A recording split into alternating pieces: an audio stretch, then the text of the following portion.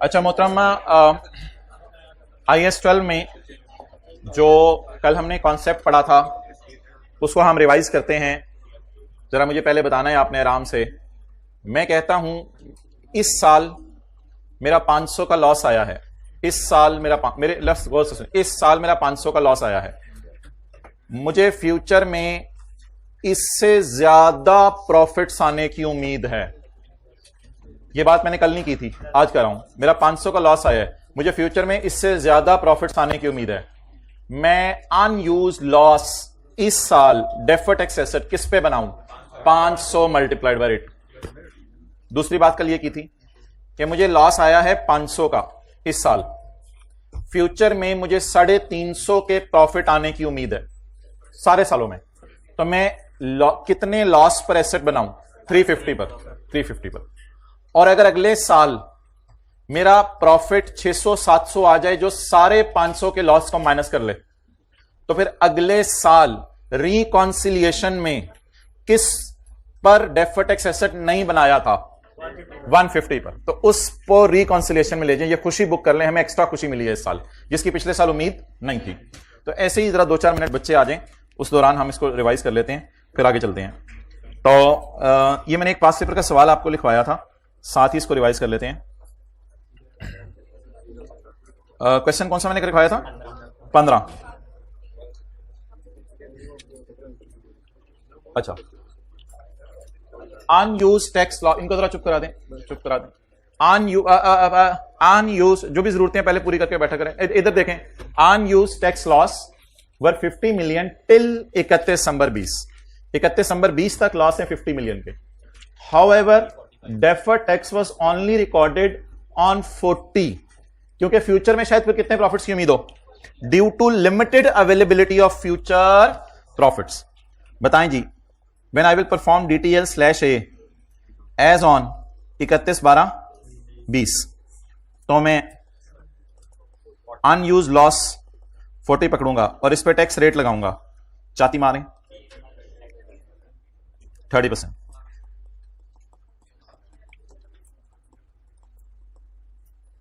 जी,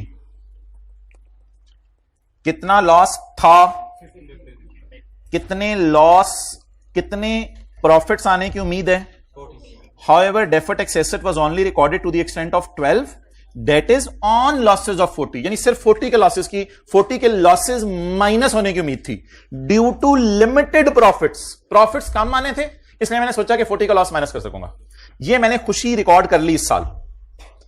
अब जब 2021 के साल की करंट टैक्स की वर्किंग करूंगा तो घर जाके देखिएगा 2021 में लकीली टैक्सेबल प्रॉफिट अच्छे खासे आ गए थे। यह सवाल अभी सॉल्व शायद आपने नहीं करना क्योंकि इसमें ये वाली एडजस्टमेंट आपको समझ नहीं आएगी। बहरहाल एक मिसाल दे रहा हूं, तो 2021 में आपको प्रॉफिट अच्छे खासे आ गए। अब मैं क्या कोशिश करूंगा, 2021 में 40 माइनस करूं जो सोचा है, या अगर इस साल के टैक्सेबल प्रॉफिट ज्यादा आ गए हैं तो सारा 50 माइनस कर लूं। अब मैं अगले साल की करंट टैक्स की वर्किंग में लॉसेस कितने माइनस करूंगा brought forward? 50, what ever the answer में भी। एक छोटा सा काम मैंने और करने को कहा था कि आपने रिकॉन्सिलिएशन बनानी है। किस साल की? 21 की रिकॉन्सिलिएशन के अंदर आपने काम करना है। क्या काम करना है 21 की रिकॉन्सिलिएशन में? 40 पर 12 की खुशी बुक कर ली थी, 10 पर खुशी बुक नहीं की थी, तो जो 10 पर खुशी बन रही है उस खुशी को बुक कर लें। खुशी खर्चे के तौर पे रिकॉर्ड होगी या नेगेटिव साइन के तौर पे? ये हम 21 के साल में किस में करेंगे? रिकॉन्सिलिएशन में। तो ये जी एक छोटा सा कॉन्सेप्ट था जो कि पास्ट पेपर क्वेश्चन नंबर 15 में एडजस्टमेंट नंबर 10 में आया। जी, अब मोहतरम आप सवाल पूछें। क्या? हाँ, चलो आ जाओ भाई जी। फिर हम ये ना करते, बस फिर ये वाले रिकॉन्सिलेशन में पूरा 40, अगर यहां 40 होता तो फिर 40 माइनस करते और फिर ये कोई खुशी एक्स्ट्रा ना आती तो रिकॉन्सिलाइंग आइटम कोई नहीं आना था। फिर कोई सॉल्यूशन में जाके ना जरा चाती मार के बता दे टैक्सेबल प्रॉफिट कितना था। कुछ सॉल्यूशन में जाके चाती मार के बता दे टैक्सेबल प्रॉफिट कितना आया था। जी जी, एक मिनट, मैं पहले टैक्सेबल प्रॉफिट लिख लूं। जी कितना आया था? 50 से ऊपर, 50 से ऊपर वाली फिगर 72। जी पूछें क्वेश्चन।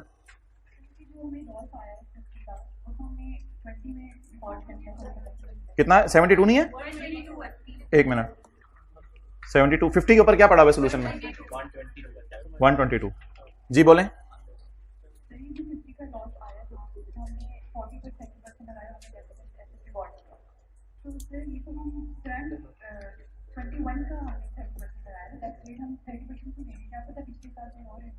अगर अलग रेट नहीं दिया हो तो क्या करें फिर? रेट यही है ना फिर, 30% पिछले साल का। ओके चलें जी, ये एक छोटा सा कॉन्सेप्ट था। अब आप हजरात जो है वो होमवर्क के सवाल की तरफ आ जाएं। जो IFRS 8 का सवाल हम कर रहे थे, होमवर्क का सवाल आपको परसों होमवर्क में दिया था, शायद आप हजरात ने किया हो।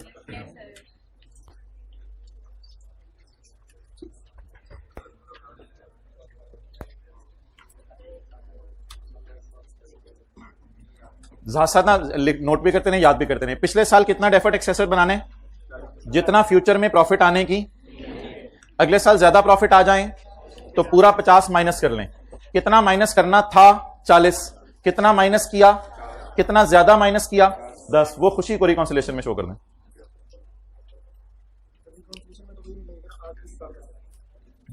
ये कोई इतनी इंपॉर्टेंट चीज नहीं है। अच्छा IFRS 8 निकालें।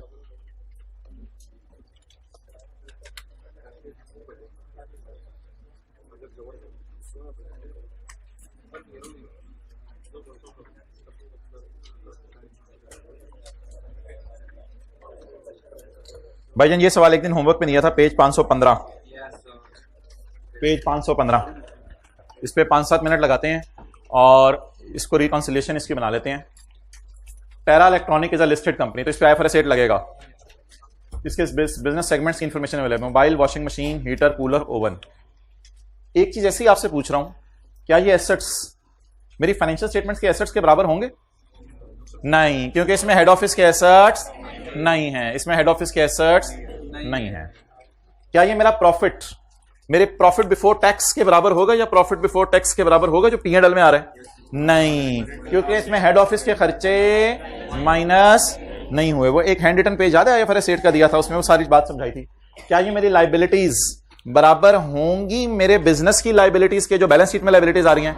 क्योंकि इसमें हेड ऑफिस की लाइबिलिटीज। लेकिन एक बात याद रखिएगा, एक बहुत बड़ी बात आज कर रहा हूं, कल कला को एग्जामिनर पंगा डाल सकता है, इधर हेड ऑफिस की लाइन भी डाल दे। मिसाल दे रहा हूं, इधर हेड ऑफिस की लाइन भी डाल दे, चाहे इधर हेड ऑफिस की लाइन भी डाल दे। आपने एसेट्स, लाइबिलिटीज, प्रॉफिट्स सिर्फ सेगमेंट्स के लेके जाने हैं वर्किंग वन में। क्योंकि बताएं, वर्किंग वन के अंदर किन चीजों के ऊपर 10% टेस्ट लगता है? सेगमेंट्स के ऊपर। तो खुदा ना खास्ता कल कला को एग्जामिनर इधर लाइन डाले हेड ऑफिस, सेल तो नहीं होगी, अल्लाह का शुक्र है हेड ऑफिस की, हेड ऑफिस के कोई खर्चे दे देगा, हेड ऑफिस के एसेट्स दे देगा, हेड ऑफिस की लाइबिलिटीज दे देगा। वो फिर शायद रिकॉन्सिलिएशन में हेल्प करें या वर्किंग वन में हेल्प करें। तो वर्किंग वन में हमेशा ऑपरेटिंग सेगमेंट का डेटा जाना है। वर्किंग वन में हमेशा ऑपरेटिंग सेगमेंट का डेटा जाना है। यह आपको मेंटली प्रिपेयर किया जा रहा है टर्म टेस्ट के सवाल के लिए। वर्किंग वन में हमेशा सेगमेंट्स का डेटा जाना है। और ये बात आपको पता थी, वैसे इन्होंने बात नहीं की, मैंने एक क्वेश्चन पूछा था आपसे। ओके अच्छा जी, रेवेन्यू कौन सा है? टोटल है या एक्सटर्नल है? टोटल। आपस की sale by mobile to washing machine and by mobile to heater इस 4 एंड 1.4। अब इसमें से 4 और 1.4 निकालेंगे तो 5.4 हो जाएगा। तो 40 ये हो गया, 5.4 ये हो गया, तो balancing 34.6। And by washing machine to cooler, टू नहीं देखना होता, बाय देखना होता है। वॉशिंग मशीन ने कूलर को कितनी सेल की? 3। तो 11 टोटल है, 3 माइनस ये कितनी आ गई? ये जी सेल्स आ गई हमारी, एक्सटर्नल इंटरनल टोटल। प्रॉफिट्स आप किताब से देख के नजर मार लें, ये प्रॉफिट्स हैं। और ये वर्किंग वन में लाइबिलिटीज नहीं आती क्योंकि 3 टेस्ट लगाने हैं, 3 टेस्ट लगाने हैं, ब्लू और रेड, 3 टेस्ट लगाने हैं। ये ये और ये, वो 75% के लिए लगाना है। अल्लाह का शुक्र है अब आप बड़े हो गए हैं, मैं टेस्ट नहीं लगा रहा। ये 3 टेस्ट लगेंगे इनके ऊपर, 10% टेस्ट, इसके बाद 75% टेस्ट लगेगा। लेकिन 75% टेस्ट इस पे लगेगा, जिन लोगों ने ये टेस्ट घर में लगाए होंगे उन लोगों के मोबाइल, वॉशिंग मशीन और कूलर कौन से सेगमेंट आगे होंगे? रिपोर्टेबल ऑपरेटिंग सेगमेंट या reportable operating segment? Reportable operating segment आगे होंगे। इसके बाद अब जरा वॉच करते हैं डेटा, 34.6, 8 और 6.4, कैलकुलेटर ना पकड़ें, 6 + 5 11। इसी तरह इंटरनल सेल उतर आई और टोटल सेल उतर आई। प्रॉफिट्स 2, 1.1 और इशारिया 4 2 और इशारिया 4 और इशारिया 2, 30, 8 और 9 और 2.4 + 5 7.5। ये कैसे 7.5 तो नहीं आ रहा? 2.4 + 5 7.4। अच्छा जी, क्या इधर लायबिलिटीज भी आती हैं, डेप्रिसिएशन भी आती है, अमोर्टाइजेशन भी आती है, इंटरेस्ट इनकम भी, इंटरेस्ट एक्सपेंस भी, इनकम टैक्स एक्सपेंस भी, नॉन करंट एसेट में एडिशंस भी? ये सेगमेंट एनालिसिस है, इसमें सब कुछ आता है। रिपोर्टेबल बनने के बाद रिपोर्ट क्या करना है? ओ हो, वो बहुत ज्यादा। मैंने कहा था एक दफा आप रिपोर्टेबल बन गए, मशहूर हो गए, फिर लोग छोड़ेंगे नहीं आपको। आपकी सेल भी, प्रॉफिट भी, एसेट भी, इंटरेस्ट इनकम भी, इंटरेस्ट एक्सपेंस की, आपके जूते भी, जूतों के तस्मे तक लोग देखेंगे। एक दफा मशहूर बन के देखें। अच्छा जी, नेक्स्ट, तो ये सेगमेंट रिजल्ट्स आ गए सारे के सारे। स्टिल ये जो मेरे सारा का सारा डाटा है, ये इस काबिल नहीं है कि फाइनेंशियल स्टेटमेंट से मैच करे। इसलिए अब मैं पहले तो नॉन रिपोर्टेबल को गोद ले लिया, यानी इनको इकट्ठा कर लिया। अब रिपोर्टेबल को गोद ले लें, 34.6 + 8 + 6.4। अब रिपोर्टेबल को भी इकट्ठा कर दें। अब रिपोर्टेबल को इकट्ठा कर दिया और ये आ गए अदर देन रिपोर्टेबल। प्रॉफिट्स आ गए, एसेट्स आ गई और लायबिलिटीज आ गई। अब मैं आज रिकॉन्सिलिएशन बनाने लगा हूं आपके सामने दोबारा। मैंने आपको कहा था आप लोगों ने ना सेल यहां से पकड़नी है, 40 + 11 + 6.4 इज 57 पॉइंट प्लस 11। ऐसे मैंने एक एरो लगाया था, +11 करके -8.4 विल गिव मी, आपस की सेल एलिमिनेट करें 8.4, द जवाब will be this 60 was balancing in Gohar question and this question as well। और ये अल्लाह का शुक्र है कैलकुलेटर की जरूरत नहीं पड़ेगी, बस 40 × 11 × 6.4 के लिए कैलकुलेटर की जरूरत पड़ेगी, जमा 11 आ जाएगा -8.4। तो ये जरा जहन में रख लें, ऐसे ऐसे जवाब इसके बराबर आ जाएगा। नेक्स्ट, आपस की सेल का प्रॉफिट। इधर से दो चीजें आनी है, आपस की सेल और आपस की सेल का। अब ऑपरेटिंग एक्सपेंसेस सवाल में थे ही नहीं तो मैं इनका कैसे डिस्क्लोजर बनाता।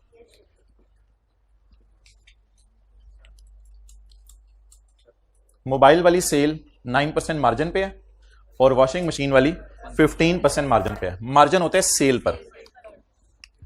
अच्छा, मोबाइल वाली सेल 9% मार्जिन पे है, ये फॉर्मूला बनेगा, और दूसरी वाली सेल 15% मार्जिन पे है, 85। अब मोबाइल वाली सेल 5.4 और वॉशिंग मशीन वाली 3। खुला खुला करके जरा इधर, मोबाइल वाली सेल है, ये सेल को सेल से डिवाइड करना है 100। मुझे भी प्रॉफिट चाहिए ना ना ना, टोटल नहीं करना अभी। इसके बाद वॉशिंग मशीन वाली आपस की sale 3 divided by multiplied by 15। ये कहीं सब नोट में जाके, वर्किंग में जाके कहीं नोट कर लेना है। आप बता दें व्हाट इज आपस की सेल का profit? 0 point. Eliminate means plus या माइनस? माइनस। जब मैंने आपस की सेल कैंसिल कर दी और आपस की सेल का प्रॉफिट कैंसिल कर दिया, तो अब ये मेरा प्रॉफिट एक्सटर्नल आ जाएगा। लेकिन अगर कोई खर्चे वगैरह हुए तो उनके लिए भी मैं वेट करता हूं, टोटल नहीं निकाल रहा। ये एडजस्टमेंट कितने लोगों ने घर में सही की थी? -0.94। कितने लोगों को अब समझ आ गई, जरा क्लियर होगी? तो कुतब दोनों न्यूट्रल, कुतब न्यूट्रल, दोनों दफा हाथ नहीं खड़ा किया। तो ये आपस की सेल है और ये भी आपस की सेल है। आगे बढ़े।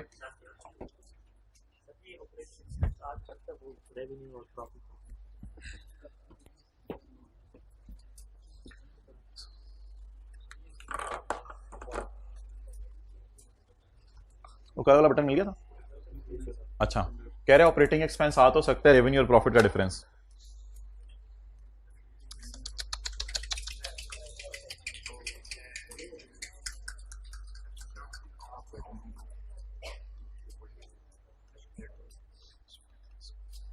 रेवेन्यू में से माइनस होती है कॉस्ट ऑफ सेल, फिर माइनस होते हैं एडमिन सेलिंग एक्सपेंसेस जिन्हें कहते हैं ऑपरेटिंग एक्सपेंसेस, फिर माइनस होती है फाइनेंस कॉस्ट, फिर आता है प्रॉफिट बिफोर टैक्स, और फिर आता है सीटी, डीटी और पैट। अब ये कह रहे हैं कि रेवेन्यू और प्रॉफिट का डिफरेंस लेके ये निकाल लें। रेवेन्यू या प्रॉफिट का डिफरेंस लेके ये निकलेगा या कॉस्ट ऑफ सेल जमा एडमिन सेलिंग जमा फाइनेंस निकलेगा? तो इसलिए ऑपरेटिंग एक्सपेंसेस निकल नहीं सकते थे। उस दिन सवाल में ना केमिकल और सोडा वाले में आपका जीपी दिया हुआ था और ऑपरेटिंग एक्सपेंसेस दिए हुए थे, तो फिर हमने प्रॉफिट निकाल लिया था। फाइनेंस कॉस्ट होते जीरो होती, तो उस दिन ये था। तो इसलिए आपने अच्छा सवाल पूछा है, आई रियली अप्रिशिएट यू।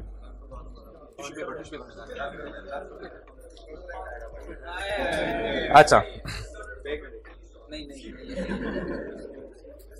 आगे चलें जी। Operating expenses, assets and liabilities amounting to इतने, इतने एंड इतने have not been allocated to, so might be they will be of head office. They have not been allocated to any segment, so might be they will be of head office. So let's record the kharcha in profits with negative sign. Yes, add the head office assets in these three segments and these two segments में head office के assets डालें 0.5 और in the 0.2.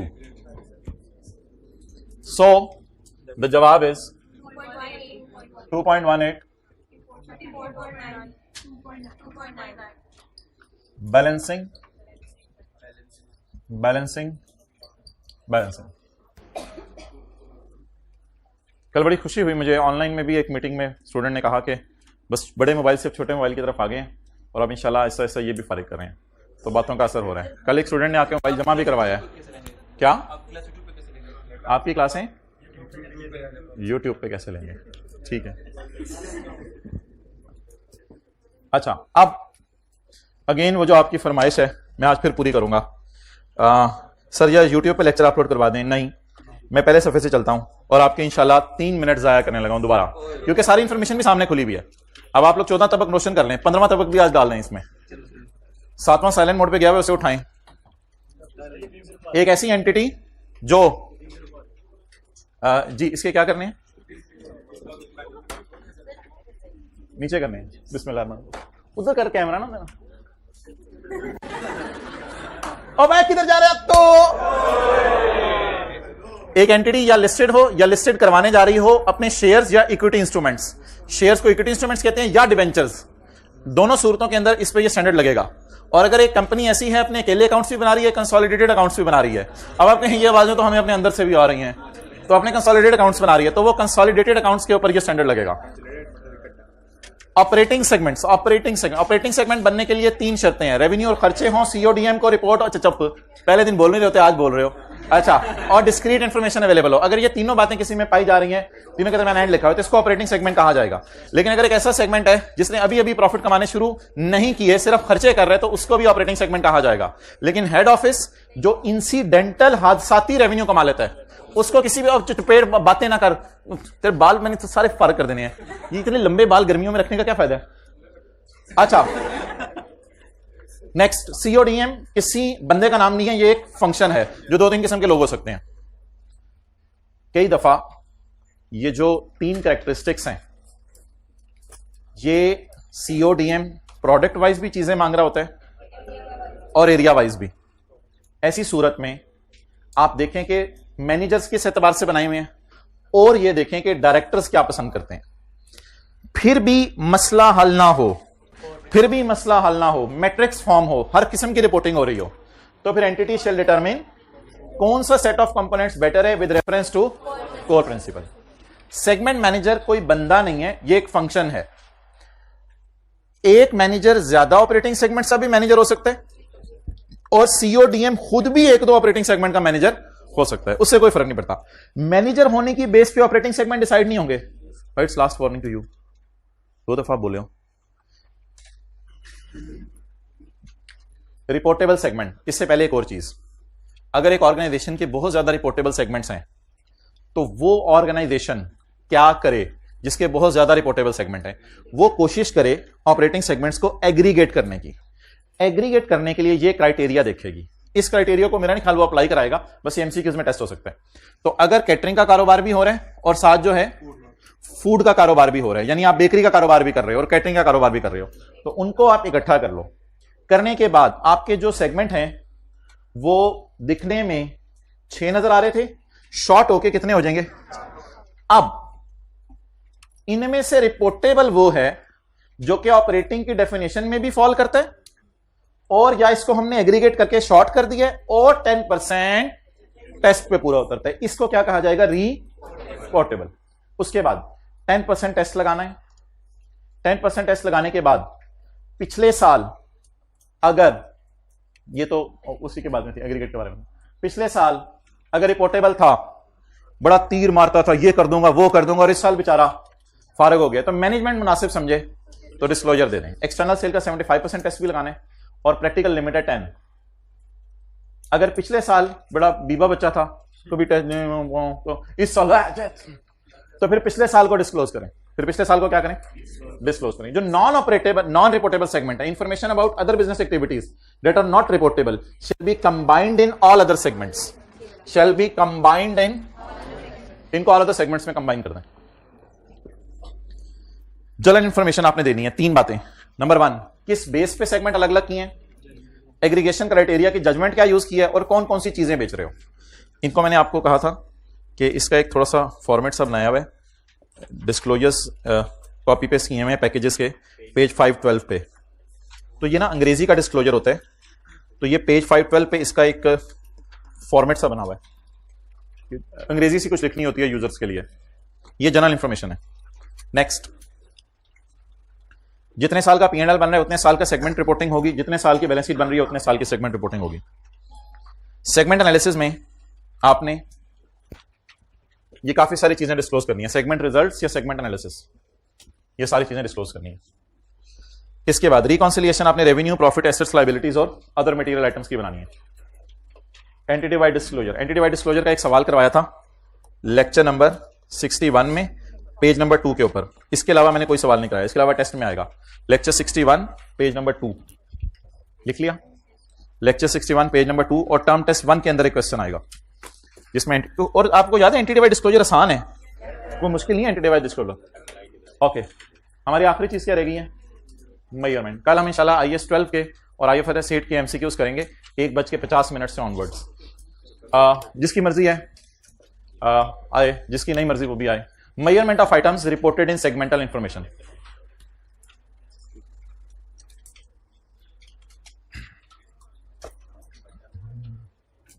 ये जी एक बहुत challenge है दुनिया में, measurement. Measurement is a challenge. Measurement क्या मतलब है? ये मिसाल के तौर पे मैं आपको एक मिसाल देता हूं।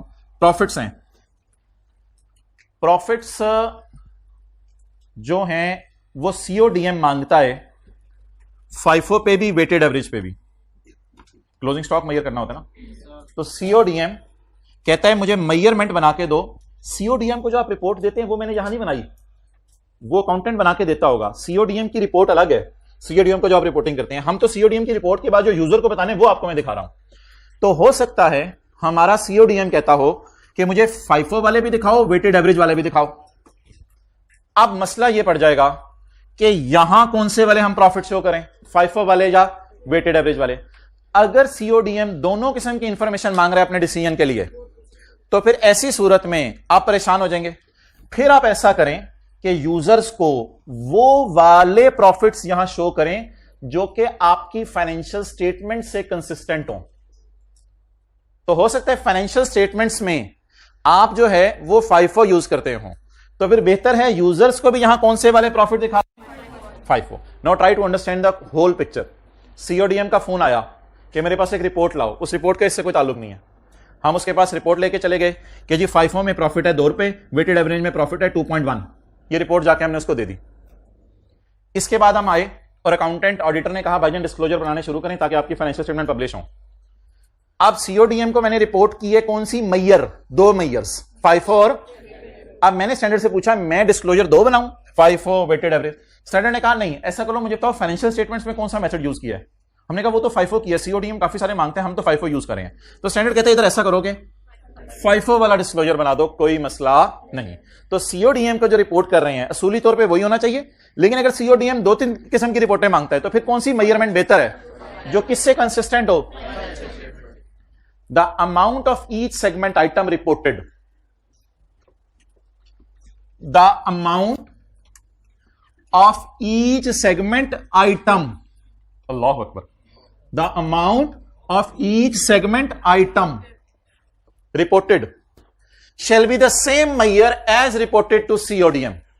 ये CODM वाली यूज करनी है for purpose of making decisions, जो वो डिसीजन के लिए यूज करता है, about allocating resources, ताकि वो रिसोर्सेज एलोकेट करे सेगमेंट्स को, and assessing its performance in case multiple measures are reported to whom in case multiple measures are reported to CODM।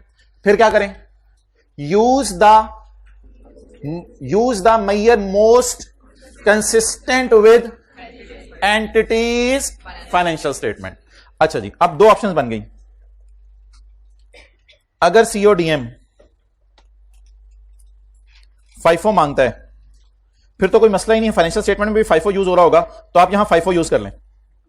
अगर सीओडीएम FIFO भी मांगता है एंड वेटेड एवरेज भी मांगता है, FIFO भी मांगता है एंड एफको भी मांगता है, तो व्हाट इज यूज्ड इन, बोले फाइनेंशियल स्टेटमेंट। मैं एज्यूम कर रहा हूं FIFO, तो फिर अब वहां पे मैं जो प्रॉफिट्स डिस्क्लोज करूं वो FIFO वाले करूं या एफको वाले करूं या दोनों करूं।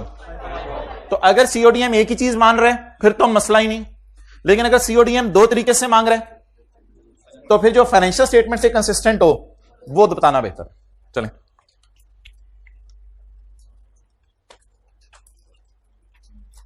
हमारी डिस्कशन किस पे हो रही है, मेजरमेंट पे। कुछ बच्चे हाथ पे हाथ धरे बैठे हैं, एक एक करके बच्चा बताना शुरू करूंगा मैं। शुक्रिया शुक्रिया, बॉल पॉइंट पकड़ ली, किताबों पर लिखना शुरू कर दिया, शुक्रिया। अभी भी कुछ नहीं कर रहे, पकड़ना शुरू करो एक एक करके बंदों को जो ऐसा कर रहे हैं। तस्वीर ना खींचे, नोट करें, घर जाके तस्वीरें कितनी नोट करेंगे दोबारा। शुक्रिया। जज्बा, जोश, हिम्मत पता नहीं कहां ले जाता है, वलवला, अनथक मेहनत, कुर्बानियां, सोशल मीडिया को छोड़ना, पुराने दोस्तों को छोड़ना, बाय बाय कहना, जिंदगी के हर मोड़ पर इधर उधर ना निकल जाना, अपनी मंजिल को सामने रखना। मैं अपने आप से बातें कर रहा हूं, मुझे मसला है थोड़ा से।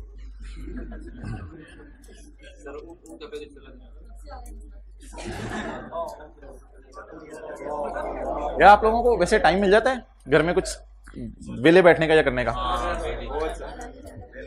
मैं सीरियसली कल 5:15 बजे से शुरू हुआ और 12:30 तक टाइम ही नहीं मिला, यानी कभी बैठ के कुछ ऐसे भी यानी कर लूं थोड़ी देर के लिए।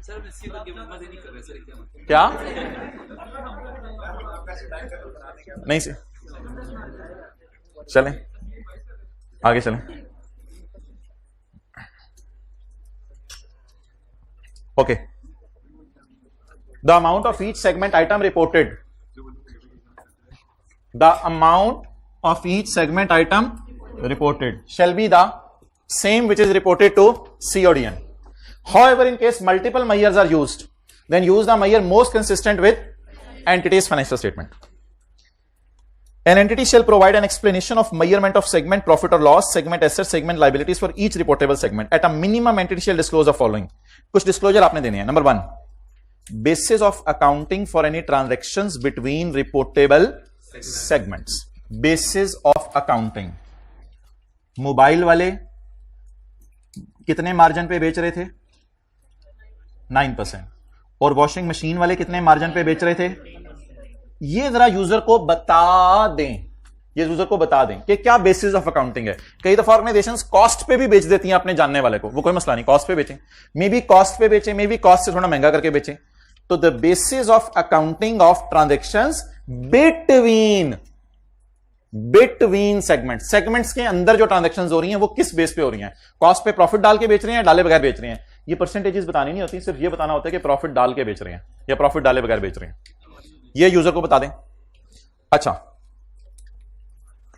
The nature of any difference between measurement of reportable segment assets and assets of entity.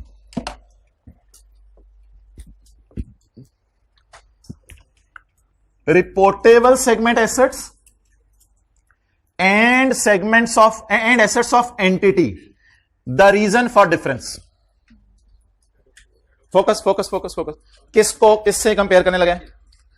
Versus reportable segment assets versus assets of, what is the nature of difference? Reportable segment assets, reportable कौन से हैं, sorry ये 47 माजरत, reportable segment assets and entities assets, nature of difference are two, there are some non reportable and some other. और ये nature मेरे ख्याल से ऊपर से क्लियर हो जाएगी, अगर ऊपर से क्लियर ना हो तो नीचे नोट डाल सकते हैं हम कि ये हेड ऑफिस के एसेट्स हैं, तो यूजर को नेचर बताएं, क्योंकि अदर एडजस्टमेंट का शायद आप अगर लफ्ज लिख दें तो यूजर को इतना क्लियर ना हो, तो इसलिए बेहतर है कहते हैं फाइनेंशियल स्टेटमेंट में नेचर ऑफ डिफरेंस बता दो। अब ये लफ्ज समझें और याद करें। एक मिनट, nature of difference between reportable segment assets and entities assets. जी आप पूछो। हाँ, Gohar financial statement, TEL financial statement आज के सवाल में, एक्सेलेंट। तो अब इस फिक्रे को हाईलाइट करें। Nature of difference between what and what बोलें? Reportable assets and assets of, example given, example given, accounting policies में भी चेंज हो सकता है, और allocation of jointly used assets. Jointly used assets क्या हो सकते हैं? हो सकते हैं एक जनरेटर सारे यूज कर रहे हो, लेकिन हमने उसको इस वजह से सेगमेंट्स में ना डाला हो कि सीओडीएम कहते हैं ना डालो इनको सेगमेंट्स में, तो फिर उस जनरेटर को हम कहां शो कर देंगे? अच्छा, एक बात याद रखिएगा, स्टैंडर्ड कोई चीज आपको हार्ड एंड फास्ट नहीं कहता। मिसाल के तौर पे एक ऑर्गेनाइजेशन है, उसमें जनरेटर यूज हो रहा है सारे सेगमेंट्स में, तो जरूरी नहीं है कि आप उस जनरेटर को सारे सेगमेंट्स में एलोकेट भी करें। सीओडीएम अगर कहता है कि मुझे जनरेटर एसेट नहीं नजर आना चाहिए इन दोनों में, तो आप इन दोनों में शो ना करें। फिर ऑब्वियसली पड़ा तो है हमारे पास, ऑटोमेटिकली वो कहां आ जाएगा? फिर हेड ऑफिस के एसेट भी आ जाएंगे और सबका जो जनरेटर यूज हो रहा है वो भी इधर आ जाएगा। Similarly, nature of any difference between reportable segment liabilities and liabilities of entity, liabilities of entity. मिसाल के तौर पे allocation of jointly used liabilities. Jointly used liabilities क्या? उस जनरेटर का पेट्रोल का बिल पेएबल, तो उस जनरेटर का पेट्रोल का bill payable will be a liability of all, but we have not allocated it, क्योंकि ये सारे इकट्ठे यूज कर रहे थे। तो नेचर ऑफ डिफरेंस बिटवीन, बोले बोले, रिपोर्टेबल की लाइबिलिटीज, एंटिटीज की liabilities are two things. And आखिरी चीज, nature of difference between measurement of reportable segment का profit before tax, reportable segment का profit before tax and entities profit. For example, allocation of centrally incurred cost क्या हो सकती हैं? Head office. Centrally incurred cost बोले head office, for example head office की cost.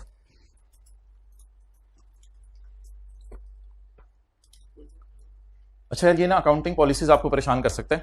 एक बात मैं आपको यहां कर दूं, अकाउंटिंग पॉलिसीज में ऐसा भी हो सकता है कि सीओडीएम कहता हो कि आपने पीपीई के लिए कॉस्ट मॉडल यूज करना है, लेकिन फाइनेंशियल स्टेटमेंट में हमारी पॉलिसी हो रिवैल्यूएशन मॉडल यूज करना है। कोई मसला ही नहीं, इधर आप बुक वैल्यू पे एसेट्स को रख दें, इधर मार्केट वैल्यू पे ले आए, और इधर जो उनकी बुक वैल्यू और मार्केट वैल्यू का डिफरेंस होगा वो आप यहां पे शो कर दें, कोई मसला ही नहीं। तो जो सीओडीएम चाहे वो करें, स्टैंडर्ड फॉलो करने की जरूरत नहीं है सीओडीएम के सामने। सीओडीएम जिस तरह रिपोर्ट मांग रहा है उस तरह करें। कल मैं यहां तक एक जगह पढ़ा था कि सीओडीएम कहता है कि मुझे सिर्फ इनके डेटर बता दो और इनके डेटर बता दो, बस बस बस, इसके डेटर बता दो, इसके डेटर बता दो, मुझे और कुछ नहीं चाहिए। तो फिर वहां लिखा हुआ था कि फिर मतलब है इन सबका कैश इधर आ जाएगा, कोई मसला नहीं, कोई मसला नहीं। इन सबके प्री पेमेंट्स, इन सबकी प्री पेमेंट्स इधर आ जाएंगी, अदर एडजस्टमेंट्स में आ जाएंगी, कोई मसला नहीं। ये वाली side is in control of CODM, ये सीओडीएम के कंट्रोल में है for the purpose of making decisions. और एक जगह यहां तक लिखा हुआ था कि सीओडीएम लाइबिलिटीज मांगता ही नहीं कि लाइबिलिटीज क्या है, तो कोई मसला नहीं, बस सारी लाइबिलिटीज फ्री होंगी, फिर रिकॉन्सिलिएशन में भी शायद लाइबिलिटीज को डालने की जरूरत नहीं। तो ये जो है ना रिपोर्टेबल और अदर देन रिपोर्टेबल, ये किसके कंट्रोल में है? ये सारा सीओडीएम के कंट्रोल में है। सीओडीएम जो चाहे वो आपस से करके दे दें और इन द एंड दोनों में डिफरेंस की रीजन बता दें। और आखिरी बात, ये तो आसान सी बात है, पढ़ के बता दें। Nature of any change from prior period in measurement methods used to determine reported segment profit and effect if any of those change on measurement of segment profit. इसकी आसान इंग्लिश लिख लें, उर्दू लिख लें बल्कि, पिछले साल की बनिस्बत इस साल कोई पॉलिसीज चेंज की तो वो बता दें। पिछले साल की बनिस्बत इस साल कोई पॉलिसीज चेंज की तो वो बता दें। पॉलिसीज के लिए उसने लिखा है मेजरमेंट मेथड्स। पिछले साल की बनिस्बत इस साल, बनिस्बत की जगह कंपेयर्ड लिख सकते हैं आप। पिछले साल की बनिस्बत इस साल अगर कोई पॉलिसीज चेंज की तो वो बता दें। लिख लें मिसाल 542 weighted average, cost model to revaluation model.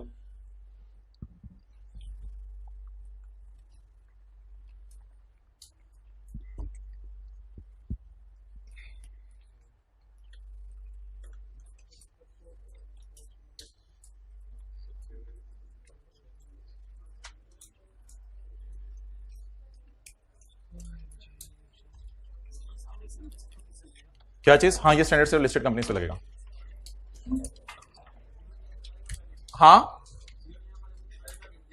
हाँ, सीओडीएम जिस तरह चीजें मांगेगा, बड़े हो क्या आप सीओडीएम बनो, जिस तरह मजीद इंफॉर्मेशन मांग लो। सीओडीएम पहले अपनी रिक्वायरमेंट बताएगा। सीओडीएम ने रिक्वायरमेंट क्यों बतानी होती है? For the purpose of allocating resources, कि किस किस डिपार्टमेंट को कितने कितने रिसोर्सेज एलोकेट करनी है। सेल्स में आप क्या अलग हो सकते हैं? सेल्स तो सेल्स होती हैं।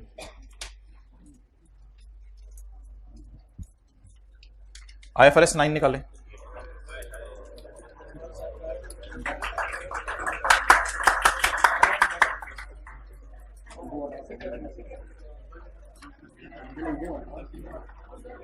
किधर है IFRS 9?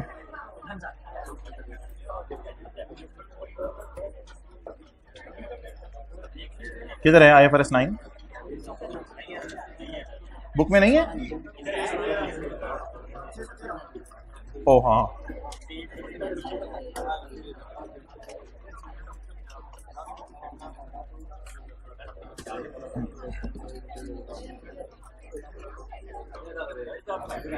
हाँ इस्तीफा, हाँ नहीं, किसने बताया है?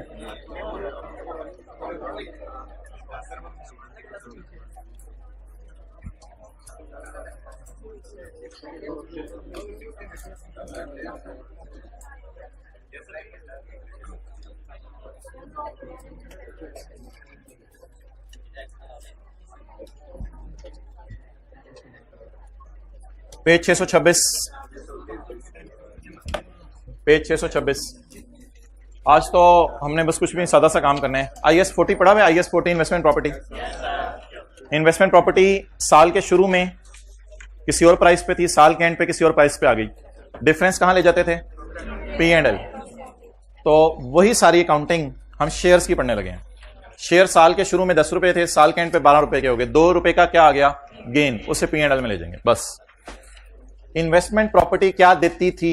Rental income. बोलें, इन्वेस्टमेंट प्रॉपर्टी क्या देती थी? Rental income. शेयर्स क्या देंगे? Dividend income. शेयर्स क्या देंगे? Dividend income. लकीली शेयर्स का बेचना हमारे सिलेबस में नहीं है, बस शेयर्स का खरीदना और खरीद के महंगा या सस्ता हो जाना, ये हमारे सिलेबस में। डिस्पोजल ऑफ दीज थिंग्स हमारे सिलेबस में नहीं है। तो सिंपल सी अकाउंटिंग है आज। पहले invested in 200 shares of PTCL at a cost of ₹16 पर शेयर। एंट्री बताएं जी। इन्वेस्टमेंट इन शेयर्स, सोचे सोचे, इन्वेस्टमेंट इन शेयर्स डेबिट, कैश क्रेडिट, ये स्टैंडर्ड का नाम इंशाल्लाह, और सारी चीजें कल पढ़ेंगे। शेयर खरीदने की एंट्री पूछ रहा हूं, बिल्कुल बच्चों वाली। पहले invested in 200 shares of PTCL at a cost of ₹16 पर शेयर। 200 शेयर कितने रुपए के खरीदे?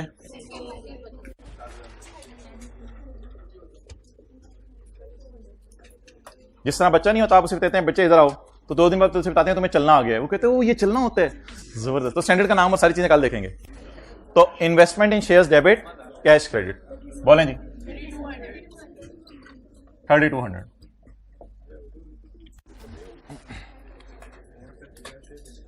IFRS 9 लिख लें बरकत के लिए ऊपर।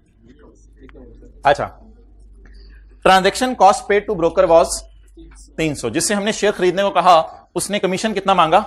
300 रुपए। मैं बताऊंगा 300 का क्या करना है, आप बताएंगे या स्टैंडर्ड बताएगा? इसको P&L में डालना है, कैपिटलाइज नहीं करना, स्टैंडर्ड बताएगा।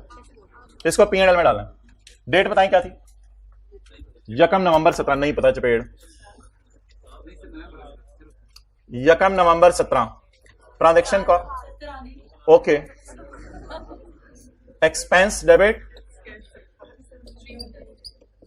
300 जी। नहीं, हाँ ठीक है, ओहो यकम नहीं लिखना चाहिए था मुझे, ठीक है, अपना नंबर 7 लिख दो, I agree with you. Next, the market price of shares at end of year was 22 पर शेयर। मोजा ही मोजा कितने का खरीदा था? 16 का। कहां पहुंच गया? इसे कहते हैं पहुंची हुई सरकार जी। बोले भाई, डेट 31 दिसंबर 2007। शेयर्स महंगे हो गए, महंगे और मोटे नहीं, वापस आ जाए, IAS 41 नहीं है। शेयर्स बड़े बड़े मोटे नहीं होंगे, वो आपकी तरह नहीं है, आपकी तरह नहीं है क्या आलू खा खा के। अच्छा, तो 22 रुपए का शेयर हो गया, कितने का खरीदा था? अच्छा, मैं वैसे टी काउंट भी बना रहा हूं, अगर आपका दिल चाहा तो आप लोग इस वाली कैलकुलेशन से भी चल सकते हैं, इट्स अप टू यू। कितने का पड़ा हुआ था? 16 का, यानी 3200 का वर्सेस 200 शेयर्स 4,400। तो जिस तरह वर्सेस वाली कैलकुलेशन करते थे उस तरह भी कर सकते हैं, टी काउंट भी बना सकते हैं। अच्छा जी, 3200 वाली चीज किस पे चली गई? 4400 पे। बता दें कितना गेन आया? 1200। एंट्री बोलें, इन्वेस्टमेंट इन शेयर्स डेबिट। इन्वेस्टमेंट इन शेयर्स डेबिट, जैसे उधर बायोलॉजिकल ऐसे डेबिट होता था, इन्वेस्टमेंट इन शेयर्स डेबिट। और P&L क्रेडिट।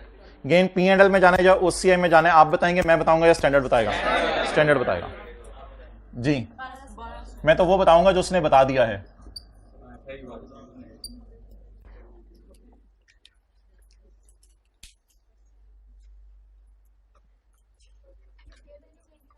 फेयर वैल्यू के नाम से।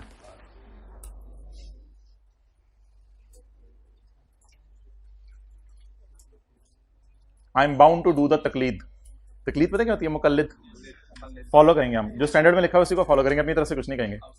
इसलिए लोग उलमा को कहते हैं आप तकलीद क्यों कर रहे हो? वो कहते हैं हमने तो जो कुरान और हदीस से पढ़े उसी को फॉलो करेंगे ना, तो इसलिए उलमा तो अपनी तरफ से मसले नहीं निकालते। ओके, कितने वाली चीज थी, कितने पे चली गई? 4400। इन्वेस्टमेंट इन शेयर्स जी, कितने के खरीदे थे? 200 into 3200।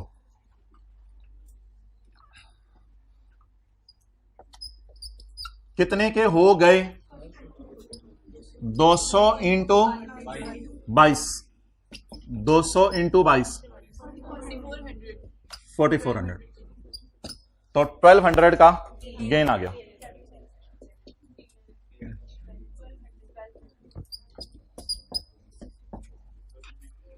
Investment in shares debit and P&L credit.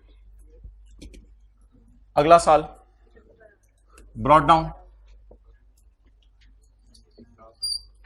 Down जल्दी 4400। 31 दिसंबर 18 को 8 को सॉरी कितने का शेयर हो गया?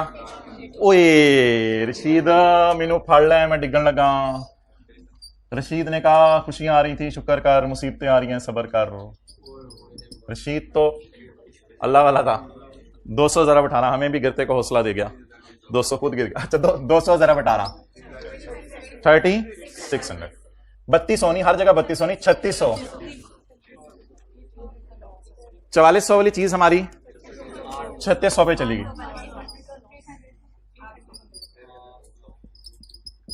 बैलेंसिंग जी, ये दानिश कौन सा लाके आपका? सरगोदियन एंट्री कराओ आप मुझे, 800 वाली सरगोदियन एंट्री। ये कौन सा साल शुरू हो गया है? 31 दिसंबर 8, 18 नहीं, बहुत ज्यादा आगे चले गए, 10 साल आगे। 8 एंट्री कराओ सरगोदियन। फेयर वैल्यू लॉस डेबिट और इन्वेस्टमेंट इन शेयर्स क्रेडिट। जी बताएं। 800।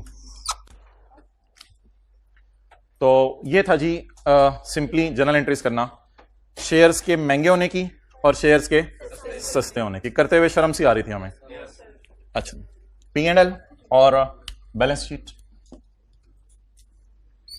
ओ भाईजान P&L आराम से समझ लेना, IAS 12 में उल्टाया करना है। जब IAS 12 में ये एडजस्टमेंट डलेगी तो फिर P&L उल्टाया करना है करंट टैक्स में जाके। तो खुदा के लिए P&L अच्छे तरीके से समझ लो, ठीक है। अभी तो अगले जितने स्टैंडर्ड्स पढ़ने हैं IAS 12 में बरकत के लिए वापस आया करेंगे उसमें। तो IAS 12 तो आपको पता है हर स्टैंडर्ड के साथ जुड़ा हुआ है, जस्ट लाइक शहद की मक्खी। साल बताएं मुझे।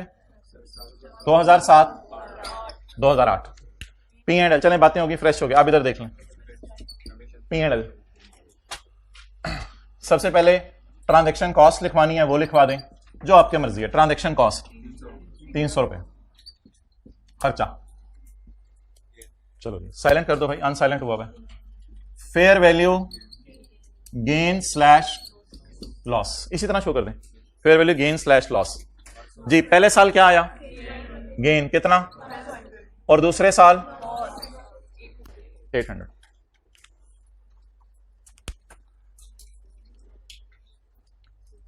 साथ वाले के कंधे पे अपना सर रखें, फिर हम मीनवाइल बैलेंस शीट बनाते हैं।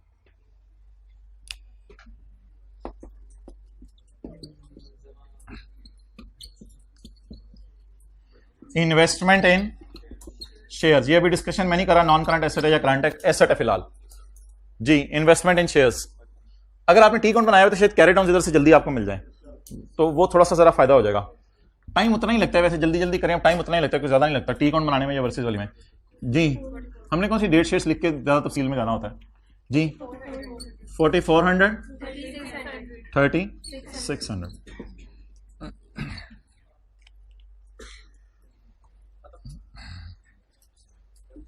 करता हूं अभी।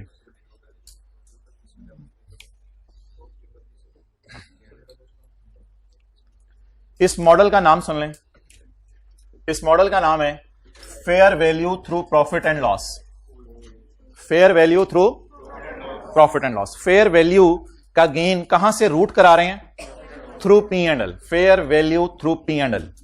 इस मॉडल का नाम है fair value through profit and loss. Fair value को रूट करा रहे हैं P&L से। जरा सोचें, फेयर वैल्यू गेन आया है, उसको P&L में डाल रहे हैं या OCI में? इसलिए इसको कहते हैं फेयर वैल्यू को गुजार रहे हैं थ्रू P&L, OCI से नहीं गुजार रहे। अच्छा, अब सवाल यह है कि क्या इस गेन को हम OCI में भी डाल सकते हैं? IAS 40 ऐसा इजाजत नहीं देता, IAS 41 भी इजाजत नहीं देता। यह स्टैंडर्ड कहता है गुजारने तो गुजार लो। OCI से गुजारूंगा अभी, ठहर जा तू जरा। यह स्टैंडर्ड कहता है गुजारने तो, कहां से गुजारने? गुजार लो, क्या बातें हो रही हैं? गेन गेन गेन को या तो P&L में डाल सकते हैं। आपको पता है P&L का जो असल ऊपर से नाम शुरू होता है वो SOCI है। SOCI comprise of P&L and SOCI comprise of OCI। तो देयर इज वन रास्ता P&L, गेन को कहां से गुजारें, और दूसरा रास्ता OCI। अब सुन लें, लिखना कुछ नहीं, फिर इंशाल्लाह उसकी डिस्कशन करते हैं। जो ये है जी रास्ता GT रोड, और ये है रास्ता मोटरवे। ये है लाहौर और ये है पिंडी, लेडी फिंगर पिंडी। ये है लाहौर, ये है पिंडी। अच्छा, अब्बू ने बेटे को कहा